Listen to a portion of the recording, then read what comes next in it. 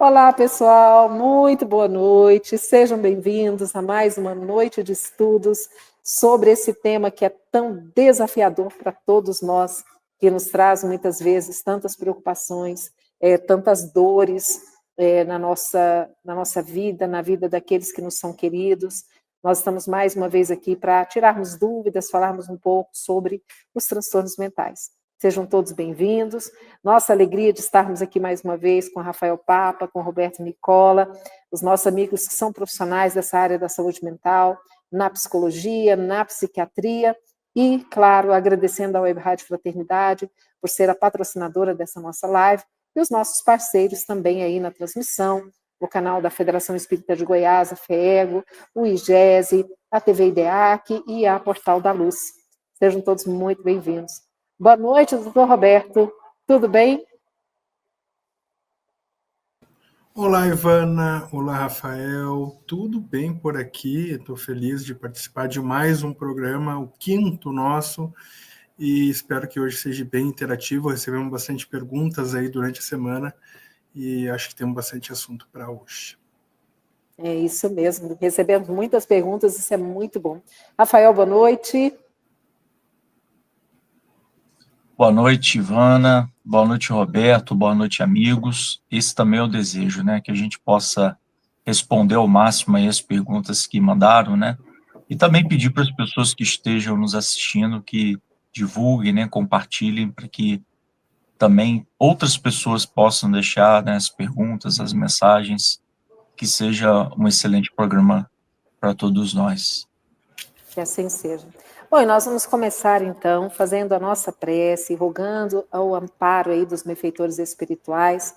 Rafael, você pode fazer para nós a nossa prece?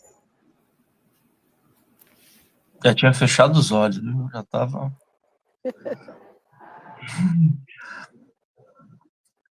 Senhor Jesus, mestre amigo, que nessa noite nós possamos nos conectar com a espiritualidade amiga, com esses amigos benfeitores, médicos do espaço, amigos do alto, para que esse programa possa ser abençoado e alcançar um número cada vez maior de pessoas que necessitam de uma palavra, de um esclarecimento, e que dessa forma a gente consiga atingir os propósitos vinculados a esse projeto. Que Deus abençoe a todos nós, abençoe a mim, a Ivana, a Roberto, e todos que estejam conosco em todos os momentos, que nosso coração possa receber o refrigério, o acalento e o consolo que nesse momento os amigos espirituais nos oferecem, em qualquer lugar, em qualquer instante, em qualquer momento. Que Deus nos abençoe agora, hoje e sempre. Assim seja. Assim seja. Amém. Bom, deixa eu acessar aqui. Hoje eu estou aqui improvisando, né, no celular, que eu estou num hotel em Brasília, não estou em casa, mas nós vamos começar Muito a buscar... chique, né, Roberto? Não, nada chique, gente. Bom é estar em casa, né, no conforto, no nosso computador, muito melhor do que aqui no celular. Mas está dando certo, isso que importa. Olha, durante a semana, então, nós recebemos algumas perguntas. A Rádio Fraternidade coloca à disposição o e-mail faleconosco@radiofraternidade.com.br, e nós recebemos a seguinte pergunta: como é que a gente diferencia um problema mental de mediunidade? Essa é a primeira pergunta que chegou para nós. Eu passo primeiro para o doutor Roberto, depois também, se o Rafael quiser comentar, como é que a gente diferencia o problema mental da mediunidade? Bom, acho que nós falamos um pouquinho semana passada sobre esse tema. Geralmente o problema de saúde mental ele não vem apenas com um sintoma, né, que pode ser confundido com a mediunidade, mas ele vem com várias outras sintomatologias, né, que compõem muitas vezes um quadro clínico e a gente vai chegando próximo de um diagnóstico, né? Então, são outras questões, outros sintomas, né? Não é só uma causa, né, que a gente identifica como, por exemplo, um sintoma de uma depressão, uma tristeza, por exemplo. Então, tem várias questões para aquela tristeza ser considerada, né, uma depressão, né? Tem outros comemorandos ali que vão fazer com que o psiquiatra, né, o médico, ou até mesmo o psicólogo, comece a pensar mais se é uma coisa mais orgânica, né, mais bioquímica, ou se é algum outro fenômeno. Não é, Rafael?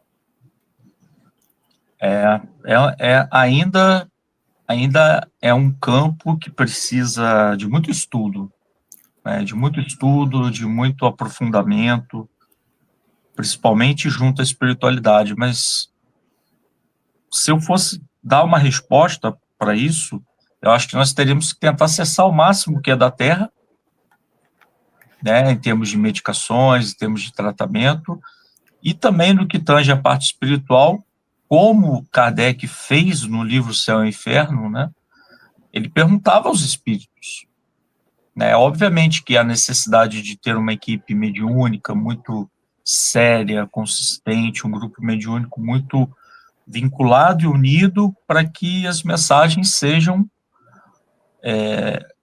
assertivas, né, importantes, pedagógicas, não no tom de curiosidade, mas no tom de auxílio, porque de fato pode muitas vezes ser que ali ocorra um sintoma mediúnico e não emocional, e ainda é uma dificuldade para todos nós. Então a gente precisa contar muito com o estudo afiado, com a conexão do médium com a espiritualidade, com os estudos muito bem afiados para que a gente faça essa interseção, que não é tão simples de ser feita. Então, a gente pode caminhar para um lado e também caminhar para o outro, para ver se bate, né? Porque pode ser que seja algo da matéria, pode ser algo emocional, pode ser algo da questão social, né? E também da questão espiritual. E a gente verificar esses diversos campos, por exemplo, no caso de esquizofrenia, ter muito cuidado com isso, né? Porque a pessoa pode estar ouvindo o espírito, de fato, né? E ali tem uma mediunidade deseducada, necessitando de aprofundamento, de educação mediúnica, e a gente pode dopar essa pessoa. E há esse risco, né, Roberto? Há esse risco, a gente tem que ter muito cuidado, muito cuidado. E complementando, né, a fala do Rafael, que foi muito assertivo, o tratamento em si, ele é agregado, ele é integrado, né? Então, é tratado a parte biológica, bioquímica, né? Tu dá artifícios para combater, né? Do ponto de vista medicamentoso, orgânico, através de, às vezes, de suplementações, de carências, né, bioquímicas, por exemplo, vitamina D baixa pode dar um quadro de tristeza, a B12 baixa, hipotireoidismo. Tu vai vendo toda essa parte orgânica, tu vai observando também a parte psíquica daquela pessoa, o que está interferindo, né? O que está acontecendo, se tem um fator causal, né, que justifique aquela causa daquela tristeza, para construir uma história, né? Tu vai vendo onde que ela se relaciona, com quem que ela se relaciona, e tu também vai abordar questões da espiritualidade. Então, geralmente os quadros ficam muito característicos orgânicos. Por vezes, como diz o Rafael, é difícil de encontrar um fator. Às vezes tu faz tudo certinho e a pessoa não melhora. E vai no centro espírita e parece que as coisas melhoram após um tratamento realizado. Então, resumindo, o tratamento é integrado. A gente compõe todas essas etapas aí, biopsicossocial, espiritual, né? Contemplamos esses 4 pilares. Eu pergunto para vocês... Interessante, Ivana, porque às vezes a gente percebe até no semblante, né? Não sei, o Roberto também tem essas experiências, né? Mas até no semblante da pessoa, às vezes a gente percebe que pode ser algo espiritual, né? Então, eu já fico... Ou a gente sente, ou muitas vezes o profissional da saúde, ele é intuído, né, pela espiritualidade. Então, por isso que a gente tá muito conectado no momento do atendimento, né? Porque a gente vai perceber que é espiritual, mas tudo que o Roberto falou é extremamente necessário, né? Cessar a causa física e, junto com a dimensão espiritual, né, a gente ter esse insight. Até porque o espiritual, ele age na parte, né, se a gente for observar, ele age na parte bioquímica, digamos assim, né? Ele tem essa ligação. Então, não surge um sintoma do nada. Então, vai surgir o sintoma, né, mas por influência, talvez, uma questão mais espiritual, mas digamos que vai mexer na parte bioquímica também. Então, realmente, é um tema interessante. É um desafio gigante. E a gente precisa estudar mais isso, né? Precisa estudar mais. Tá, vocês falam aí da questão espiritual, né, que em muitos casos ela está presente e talvez ela possa ser até a causadora, né, daquele transtorno que se apresenta. E no caso, as pessoas, por exemplo, que não são espíritas, ela pode buscar esse auxílio na sua igreja, na sua religião, na sua comunidade religiosa?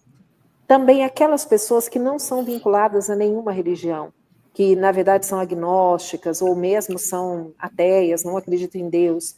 Como ajudar essas pessoas se é um caso espiritual? Quer começar, Rafa? Ou queres que eu possa falar? Bom, oi, pode ir. Bom, quando os estudos falam, a gente aborda a questão da fé, a fé não tem religião, né? A religião muitas vezes é um instrumento para exercitar a fé, né? E os estudos falam muito na fé, e ela tem uma significância dentro da estatística, ou seja, tem um significado comprovado ali, que é fé, tu acreditar em algo, né? Isso te ajuda a combater uma doença, tá?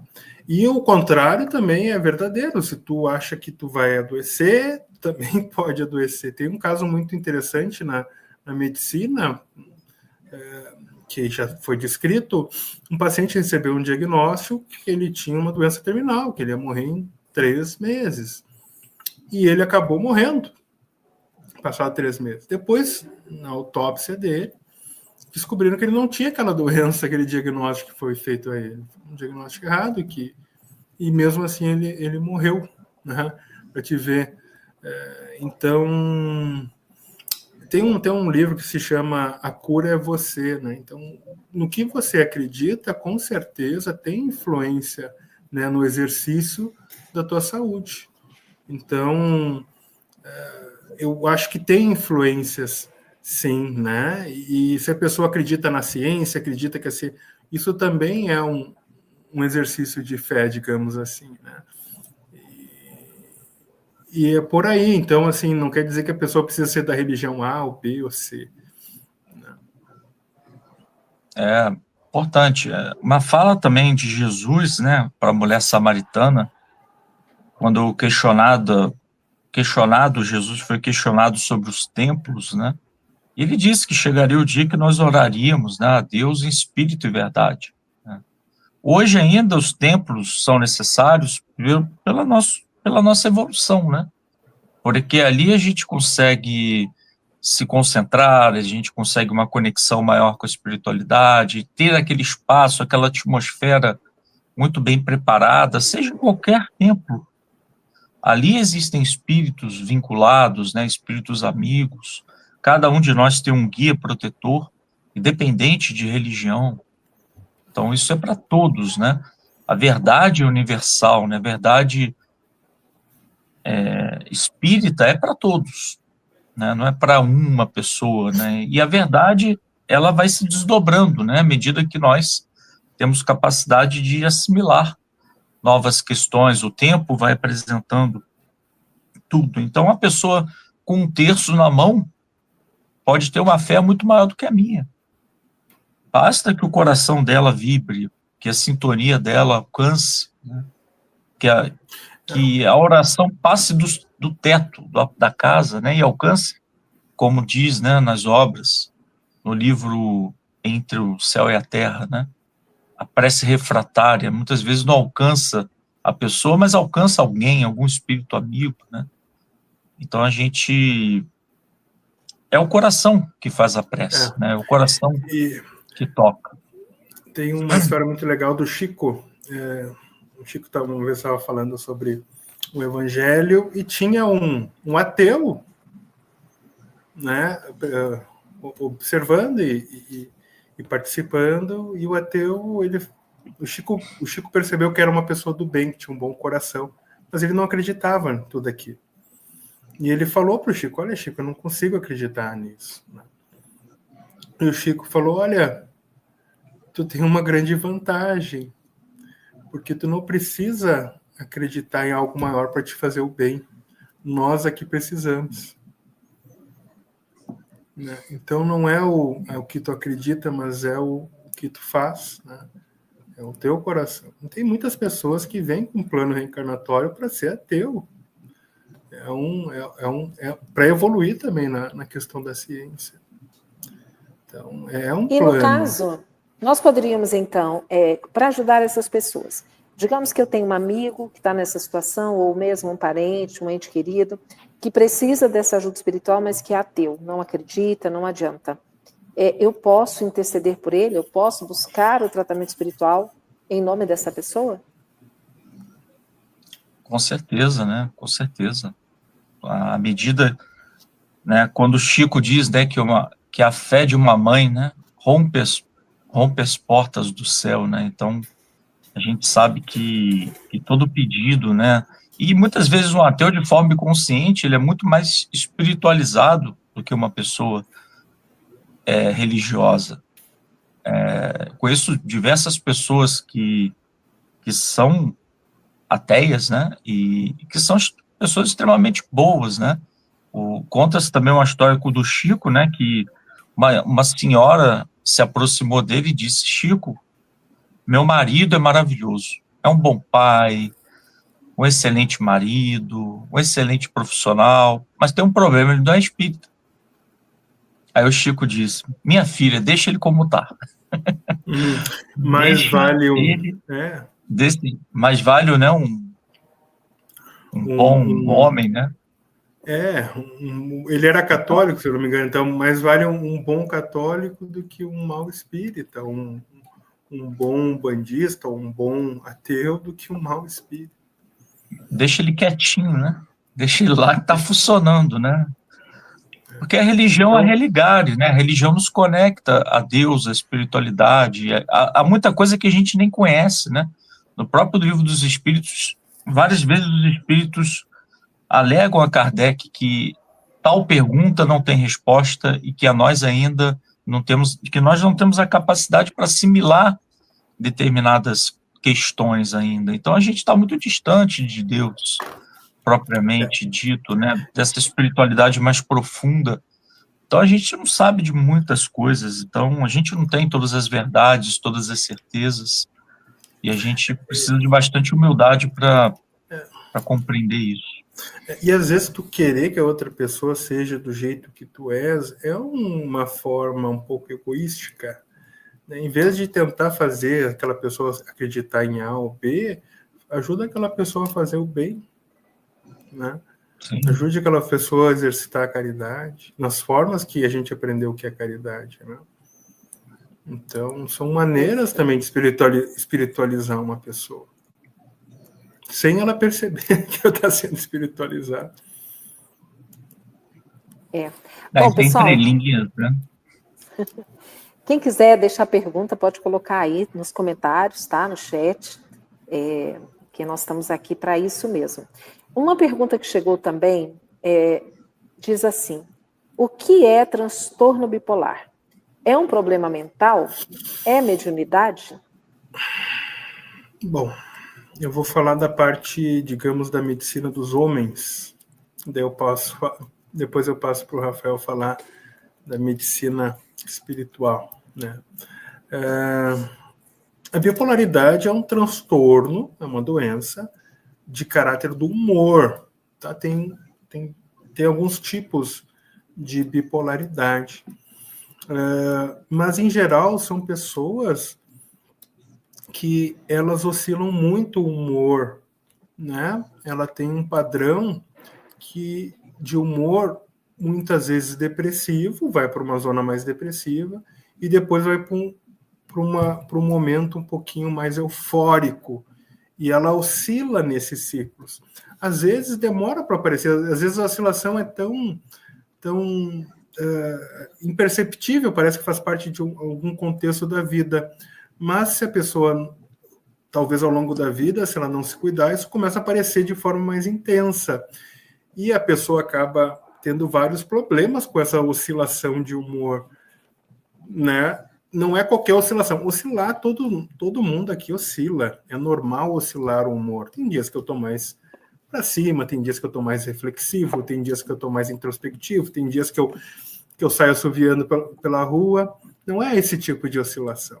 É uma oscilação bem mais ampla, que causa transtorno, né?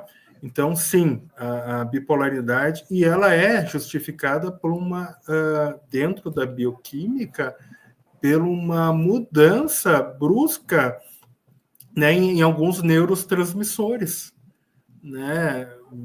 Então, não é um neurotransmissor, são vários neurotransmissores que faz a pessoa oscilar esse humor. Aí sempre tem um fator causal que pode desencadear os sintomas, né? E tem tratamento para isso. Tá? Hoje nós temos várias gamas de tratamento para isso. Então, da parte da medicina, seria mais ou menos isso. É muito interessante, né, essa abordagem que o Roberto trouxe, né? Porque muitas vezes as pessoas pensam que a bipolaridade é como se fosse uma emoção de montanha-russa, né? A pessoa oscila rapidamente, não é isso, né? A pessoa vive momentos de depressão, momentos de mania, momentos de euforia, na verdade, né? Então ela passa por uma estação, um ciclo eufórico, depois um ciclo depressivo, e isso muito se deve segundo Joana de Ângeles, né, segundo também o Hamed, né, que acaba corroborando muitas vezes com algumas questões da Joana, temos uma estrutura bipolar, né? A gente tem um hemisfério esquerdo, um hemisfério direito, temos braço direito, braço esquerdo. A vida muitas vezes se desdobra em uma questão binária, né? Numa estrutura do ser bipolar. Então, nesse sentido, a gente começa a perceber que existem dois polos psíquicos, ânimos e ânimas. E esses polos, quando estão conflituosos, junto com uma consciência perturbada de encarnações passadas, né, já trazendo uma bagagem conflituosa, muitas vezes isso pode estar latente no ser um processo bipolar. Então, quando a gente trata terapeuticamente, como o Roberto falou, na parte psiquiátrica, né, estabilizadores de humor, né, e também na parte terapêutica, cuida da parte conflituosa do ser, os polos vão se afastando, né, vão ficando nos seus devidos lugares, né. Hoje a gente tem na psicologia os 3 M's, né, medicação, meditação, música, e eu colocaria passe, né. Não sei como é que é M, como é que poderia ser 4 M's, né? Mas a bioenergia dos passes, com essa dimensão espiritual, né? Muitas pessoas que não são espíritas e são bipolares procuram reiki, né? Por ser um tratamento alternativo, né? Embora seja usado ali apenas o magnetismo, né? No processo do reiki, né? Então, de certa forma, a questão do cantar também é extremamente importante, porque você aciona o sistema límbico, né, e organiza melhor as emoções. Então, existem muitas verdades, né, científicas que já apontam para esses caminhos, mas a questão é desembaraçar os conflitos, aceitar que tem a bipolaridade, né? Porque ainda as pessoas têm muito preconceito consigo mesmas, né? E acabam caindo muito na opinião alheia de que ela que ela pode ficar incapacitada, que ela não tem capacidade de conviver, e tem, né? A gente conhece pessoas que têm bipolaridade que têm uma vida extremamente funcional, como qualquer outra pessoa. É possível administrar a bipolaridade, né, Roberto? Geralmente, né, Rafael, Ivana, o paciente bipolar, ele busca o atendimento quando ele está na fase depressiva, né? Então ele busca o atendimento, ele busca ajuda, e daí logo o profissional identifica uma bipolaridade. E no momento que essa pessoa começa a ter uma melhora, pumba, some do consultório, porque a fase mais eufórica, ela é muito prazerosa. É uma negação da tristeza, digamos assim, né? Então, ela fica eufórica e traz um prazer enorme. A pessoa dorme 4 horas e passa o dia inteiro ativa, tendo muitas ideias, produzindo, encontrando sentido onde antes não via. Então, ela some do consultório. E isso é muito, para que todos aqueles que estão assistindo, isso é muito perigoso, porque geralmente, quando ela cai de novo para uma fase depressiva, geralmente é acompanhada por pensamentos suicidas, né? E cada volta à depressão parece que é mais intensa, né? Então, geralmente, a pessoa quer tratar lá pela terceira, quarta, quinto ciclo depressivo, que ela entende que, né, que toda aquela euforia não vai resultar em ganhos, né? Vai resultar numa queda maior ainda. Eu já pude perceber em loco, Ivana, diversas situações que a pessoa tem a bipolaridade. Muitas vezes ela entra no estado de mania, né, estado de euforia, que o Roberto citou, quando está no processo obsessivo também, né? Então, o obsessor gera essa alegria, né, momentânea, essa euforia, e ele acaba se permitindo, né? Então, é um risco muito grande, né? Por isso que, muitas vezes, né, a gente sabe de pessoas que conseguem conviver sem medicação, né? Mas a medicação sempre é muito importante, né? E o processo terapêutico também é fundamental para qualquer processo como esse. Eu só estou me lembrando da pergunta, ela também pergunta se é mediunidade. Então, a gente diferenciar bem, né? Que muitas vezes a pessoa ela tem um transtorno bipolar, por exemplo, ela não é médium, mas ela também pode ser médium e também desenvolver um transtorno bipolar, seria isso? Ela está mais suscetível, né? Então, ela está... Como você tem a pineal um pouco mais expandida, né?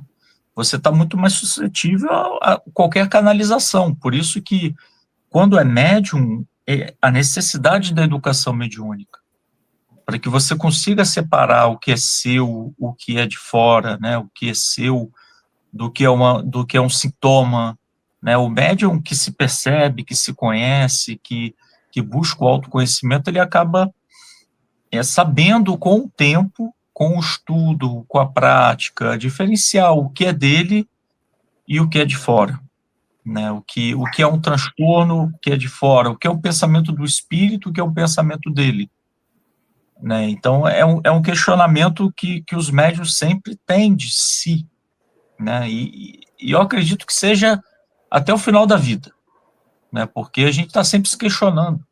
Porque o médico que não se questiona, a gente tem que ter muito cuidado, né? Porque quando ele está muito convicto de si, ele pode entrar no processo de fascinação, e aí, se ele tem uma estrutura, uma tendência a ter bipolaridade, ele pode jogar o médium no processo bipolar, com euforia, né?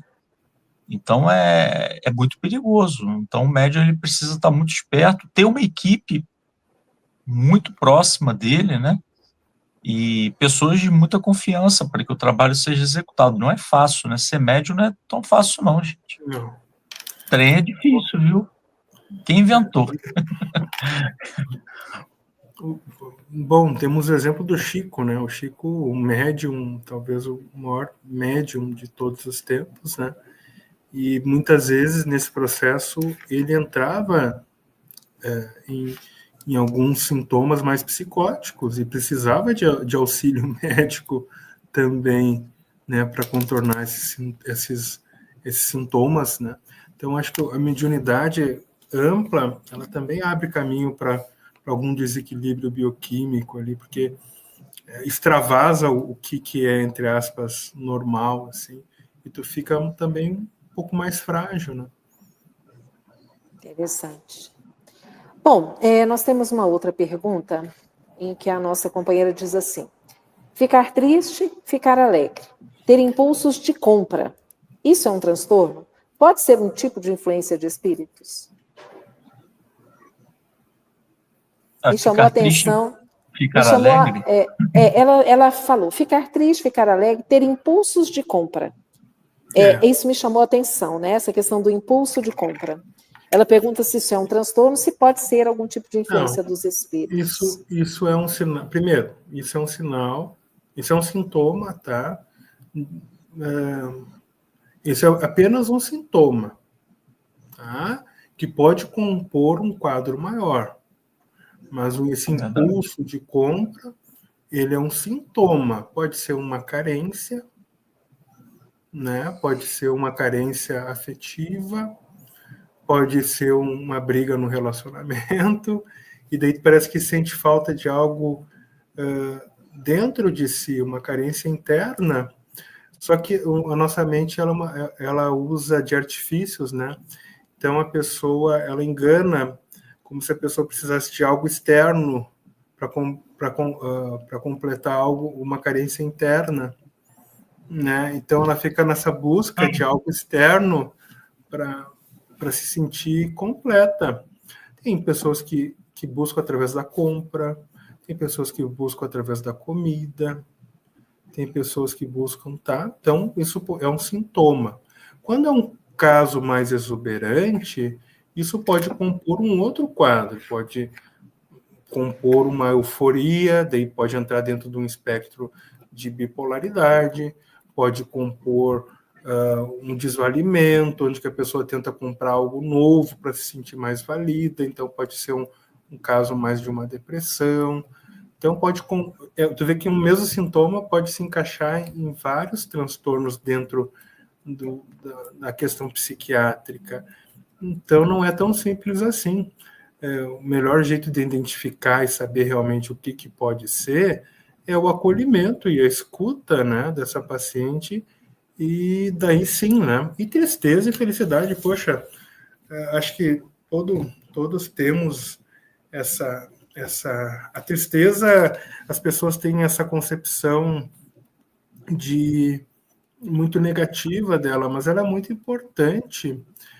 A tristeza faz a gente fazer um processo de introspecção, sabe?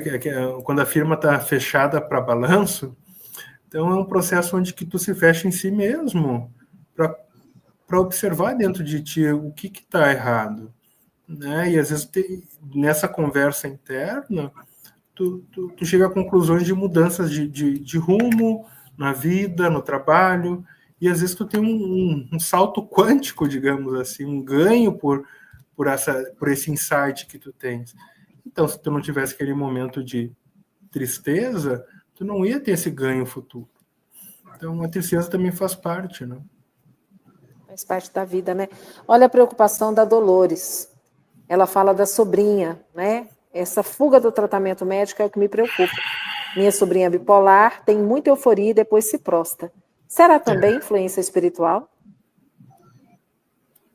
Antes da questão espiritual, essa questão dela é uma questão muito do jovem, né? O jovem que daqui a pouco, não sei se é jovem, né? Mas é muito comum no jovem essa fuga do médico, né? E às vezes, muitas vezes, o bipolar ele busca o tratamento numa fase mais adulta, onde ele já teve várias perdas durante a vida, né? E ele vai acumulando situações de de tristeza, de desgosto, e o bipolar ele tem um problema que ele está sempre recomeçando a vida dele. Agora eu vou começar de novo e vou fazer um restaurante. Daí vai lá, todo mundo vai, se endivida, o restaurante não dá certo, entra num processo depressivo. Não, agora eu vou começar porque eu tive uma nova ideia, eu vou fazer um outro. Então ele está sempre planejando um recomeço, sabe? Porque ele, como ele é muito instável, ele vai se frustrando e as coisas que ele vai conquistando não vão sustentando, e às vezes vai acumulando dívidas. E chega um ponto que são tantas perdas ao longo da vida, e a pessoa já não é tão jovem, que ela se convence que ela precisa de ajuda. Então é muito difícil tratar jovens, não sei se é jovem nesse caso, mas é muito difícil tratar jovem com esse transtorno bipolar. É isso mesmo, né? E também tem uma questão que pode ser uma influência espiritual também, né? Porque depois da euforia vem naturalmente, né, a tristeza com os atos, né, com os comportamentos efetuados, né, e a frustração.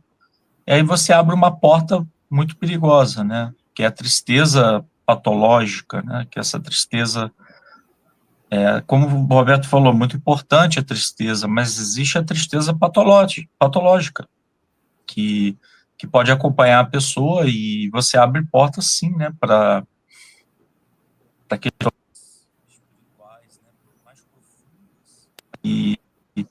E aí, sim, muitas vezes é necessário, né, uma desobsessão, né, e uma série de outras questões, né. Bom, Dolores, se você quiser colocar algo mais aí sobre o caso, né, fica à vontade, tá? Pode seguir tirando suas dúvidas aí.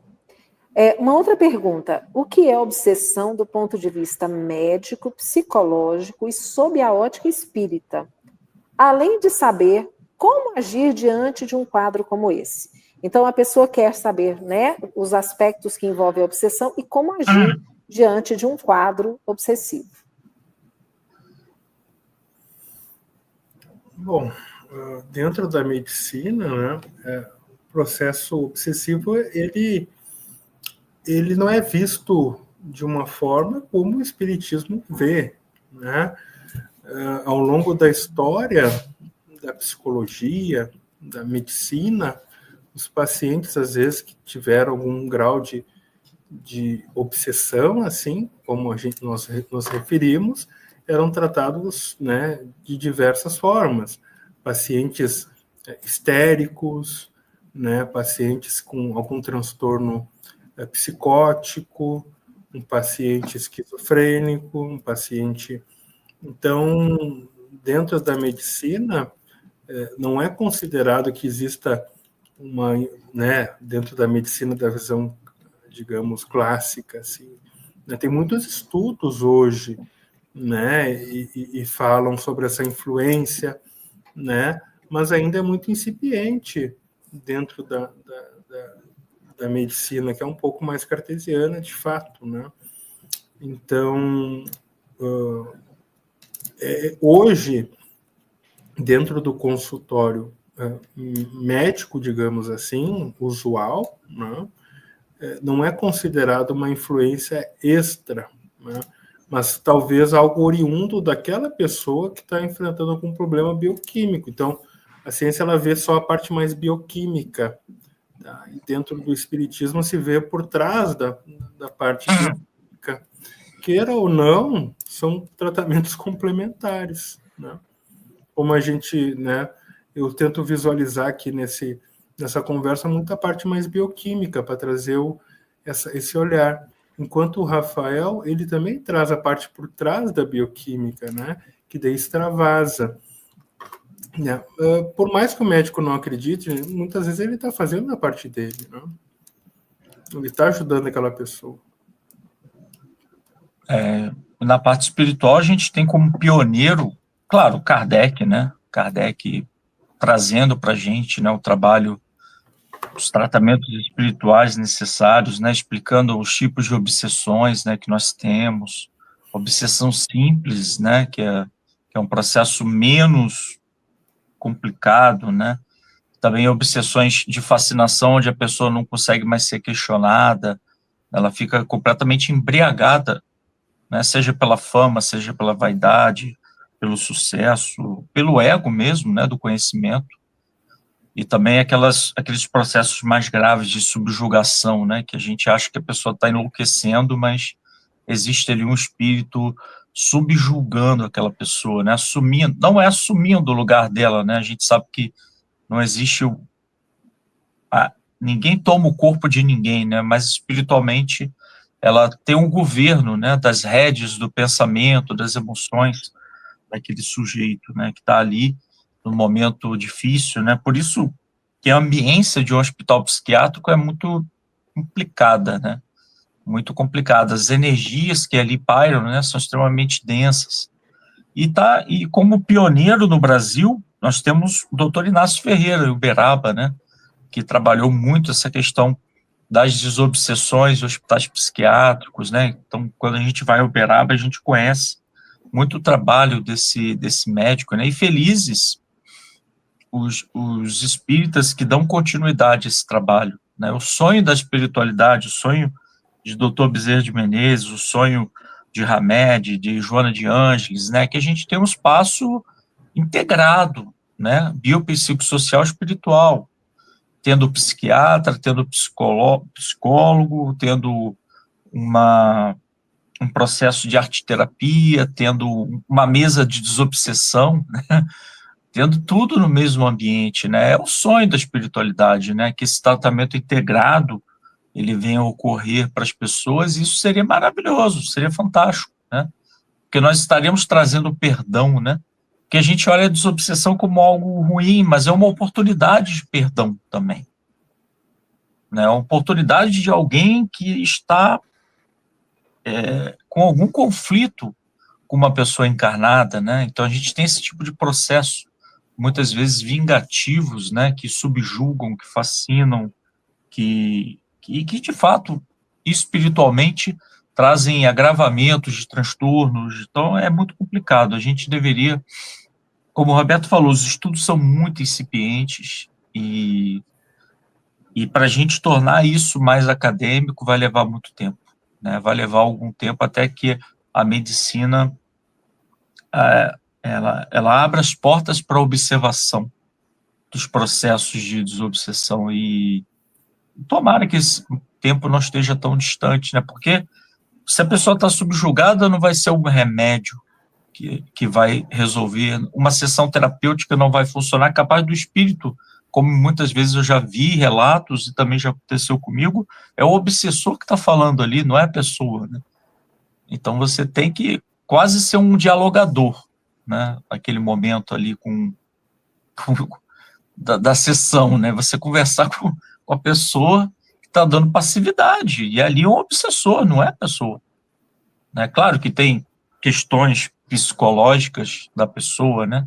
Existem traços do ser no processo de subjugação, mas quem está ali é o outro espírito que precisa ser encaminhado, né? Que precisa estabelecer o perdão entre os dois, né? E também a obsessão de obsessor para obsessor, né? Esses dias eu tenho obsediado o Roberto, né? Então, eu tenho mandado para o Roberto aí muitas obsessões, mas boas, né? Fluidos de positividade. Mas é isso, né, Roberto? A gente vai descortinando, né? Vai ampliando, vai conhecendo, vai aprofundando para que a gente se aproxime, né? Do que o Espiritismo quer de nós. E mesmo que o médico não acredite, como voltando a esse ponto, né, tem muitos médicos bons, né, às vezes médicos ateus, e eles estão sendo muito bem acompanhados, eles fazem um processo, por vezes, até mesmo sem saber, de desobsessão, através do seu carinho, do seu cuidado, da sua compreensão, da sua escuta ativa, e os espíritos em volta, os espíritos amigos, também estão nesse processo. Existe todo esse cuidado. Sim. Tá, e no caso, ela pergunta também como tratar a obsessão. Nós já vimos, né, que do ponto de vista médico o entendimento é diferente Rafael já falou do ponto de vista espiritual, e de que forma que a gente pode, por exemplo, constatando que uma pessoa possa estar obsidiada, como buscar esse tratamento? A gente pode fazer, né, como o Livro dos Espíritos nos traz a questão da prece, né? Para alguns tipos de obsessões não tão graves, não tão vingativas, para algumas simbioses, para algumas teias magnéticas, né, tão perniciosas, menos perniciosas, a prece pode ser um desembaraço, né?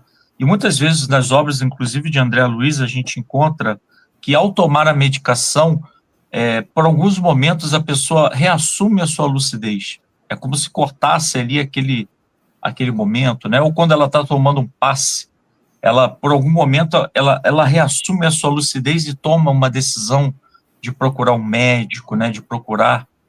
Então, existem diversas formas disso acontecer, né? E eu acredito muito na mesa mediúnica, no trabalho com a espiritualidade, no trabalho correto, no trabalho bem fundamentado, no pilar da doutrina espírita, né? De conversar com os espíritos, né? De promover a paz entre esses laços, né? De pela irradiação pedir a espiritualidade para que venha, se aproxime mais do caso, né? E a gente sabe que lá em cima eles recebem relatórios, né? Como consta nas obras de André Luiz, né? Os espíritos, pela oração, recebem gráficos, relatórios de processos obsessivos graves, e eles vêm aqui nos ajudar, vêm aqui resolver, né? E no final sempre surge um espírito superior ou uma mãe, né? Então a gente sempre aconselha chamar uma mãe espiritual para resolver os problemas de ordem, né, obsessiva, né? Então a gente tem no espiritismo um manancial muito rico, e é uma terceira revelação, né, gente? A gente tem uma riqueza muito grande na doutrina espírita para auxiliar as pessoas em processos psiquiátricos, né? E esse movimento é muito bonito.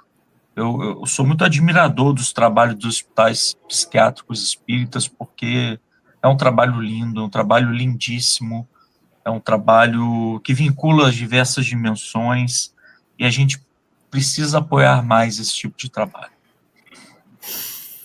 E também é interessante. Pois não, Roberto. Algo muito interessante se pensar também é que a pessoa que está recebendo a obsessão, ela tá sintonizando com o obsessor também, através de algum sentimento dela, né? Um sentimento de culpa, um sentimento de tristeza, um sentimento adverso que ela traz com ela mesma. Então ela abre esse canal, né?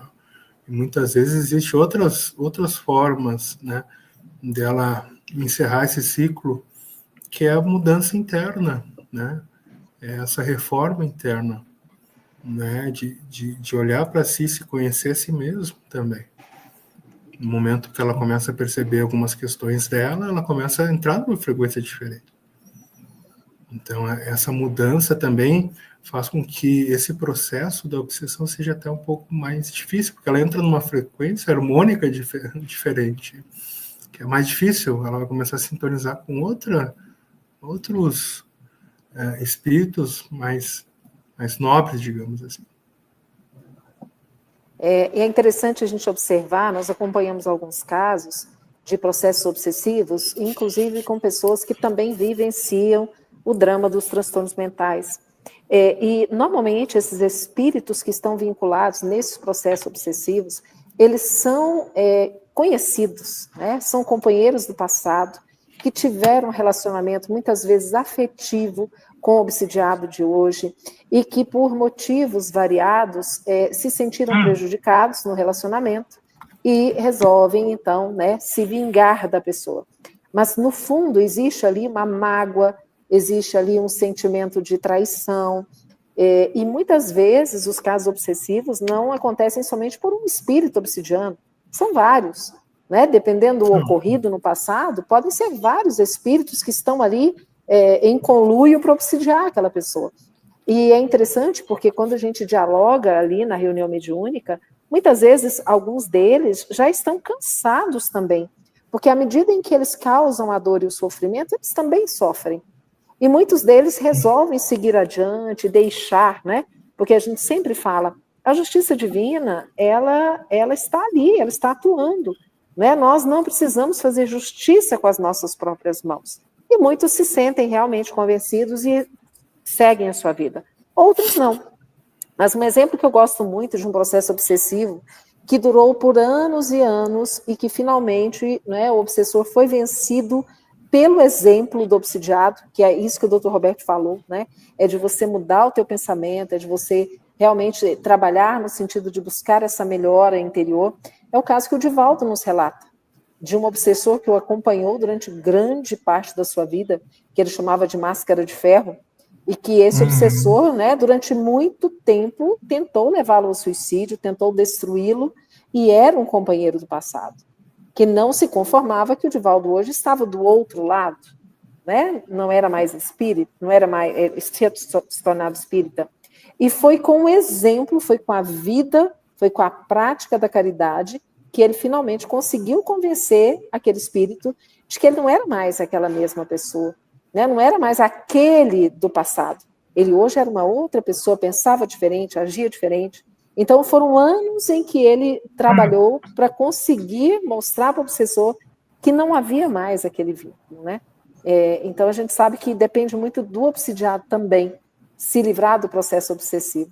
Não somente buscar a casa espírita, buscar a sua igreja, mas é a mudança de atitude, né? De atitude da vida, de atitude mental. Tudo isso vai ajudar nesse processo, não é isso? Nesse caso do Divaldo, ele foi um resgate do obsessor. A gente tem que imaginar que o obsessor também é um irmão nosso. É um espírito. Então, o Divaldo, por anos, ele teve um obsessor, mas ganhou para o resto da eternidade um grande parceiro. Exatamente. Então, e tem que ter uma mãe envolvida, né?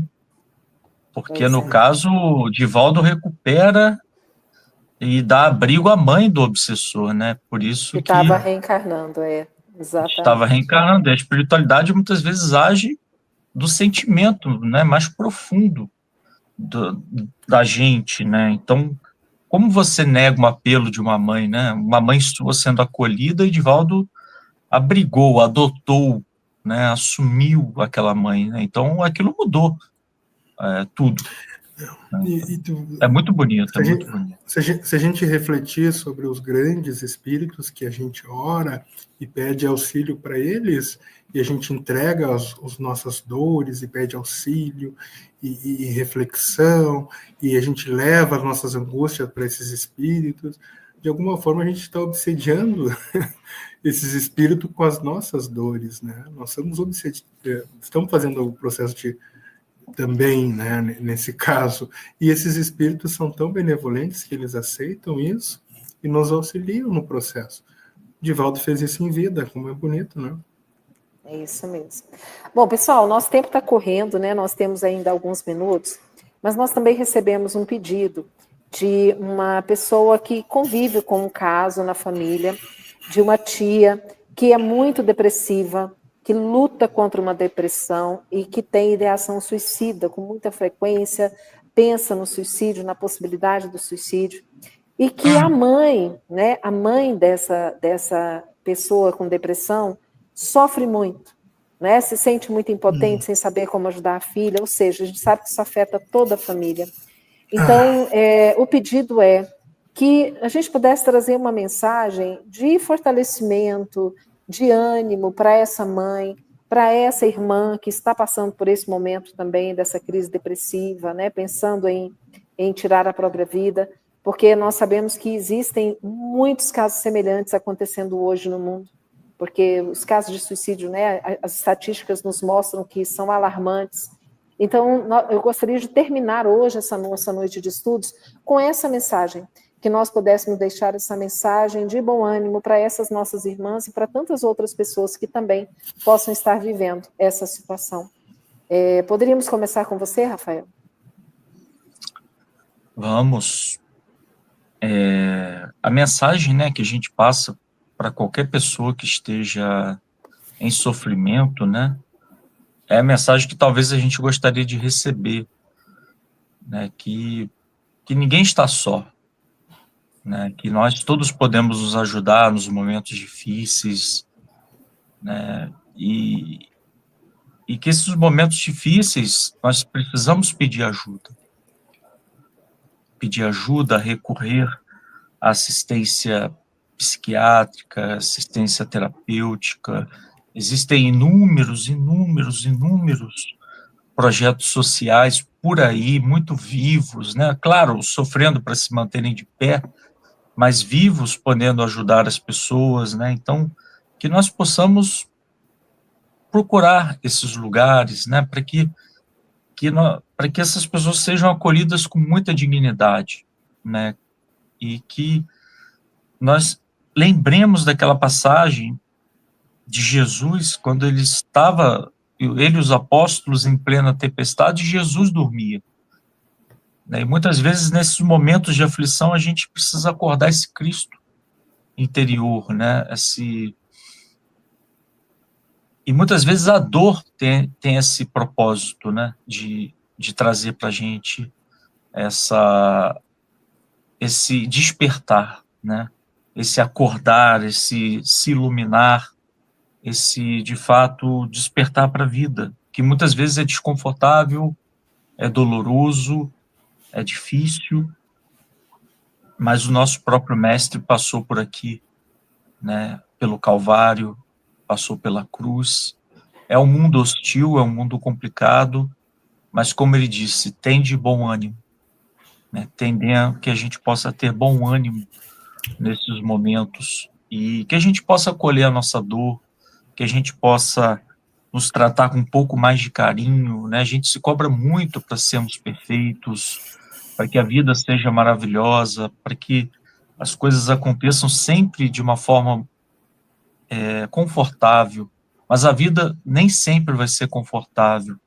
Então, que essa amiga possa encontrar o consolo nas mãos de Jesus, né? Nas mãos do Evangelho, nas mãos da espiritualidade, que a prece possa ser um recurso muito relevante nesse processo, que ela possa, e muitas vezes esses momentos pedem que a gente abra a mão do controle, né? Que a gente abra a mão do controle, né? Que a gente abra a mão daquilo que a gente acha que tem de certezas absolutas, para a gente poder se entregar a Deus, se entregar aos amigos espirituais, para que a gente receba lá de cima, do cume, né, do alto, todo o carinho, toda a benevolência que eles têm conosco. Essa conexão se faz necessária. Então, a prece, o amor, a dignidade, o tratamento, que tudo isso possa envolver, né, a nossa irmã. Bom, para essa irmã, eu queria falar que existe muitos recursos hoje disponíveis para ela no enfrentamento dessa tristeza e desses pensamentos de findar com a vida, né? Eu nunca conheci ninguém que quisesse acabar com a vida através do suicídio, mas primeiramente acabar com uma dor a qualquer custo, né? Mesmo que seja nessa fantasia que, tirando a vida, essa dor cesse. Então, primeiramente, quem busca essa fuga, a fuga da vida, é porque está enfrentando uma dor e não está encontrando formas de cessar essa dor interna, essa dor emocional. Então, busque ajuda. O primeiro passo é buscar ajuda, tá? Existe hoje recursos farmacológicos, né?